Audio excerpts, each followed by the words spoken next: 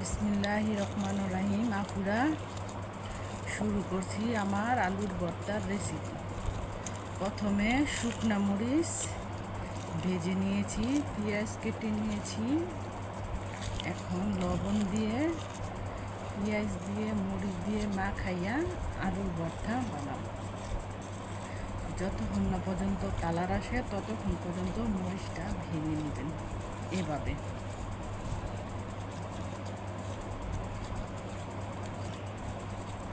এভাবে ভেঙে লবণটা একসাথে মিক্স করবেন। তারপর পেঁয়াজটা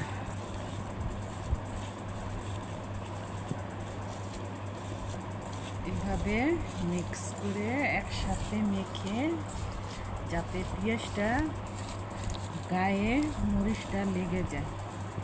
দানা দানা থাকলে পেঁয়াজটা একটু লাগানো থাকলে ছুটিয়ে নেবেন কীভাবে।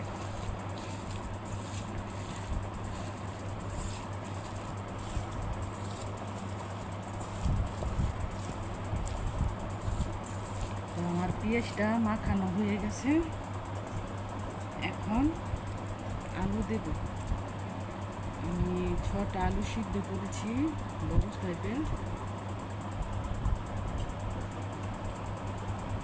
এখন আলুগুলি ভেঙে নিব।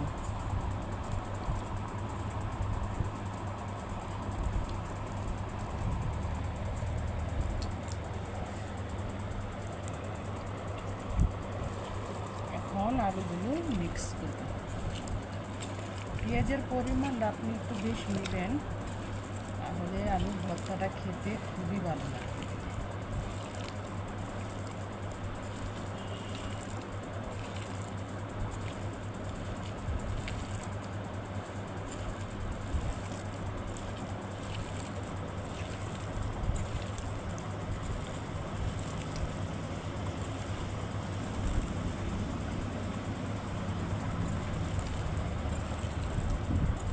এখন আমার আলুর ভর্তাটা প্রায় রেডি। তো যদি আপনাদের এই রেসিপিটা ভালো লাগে তো কমেন্ট করে, শেয়ার করে, সাবস্ক্রাইবার করে জানাবেন।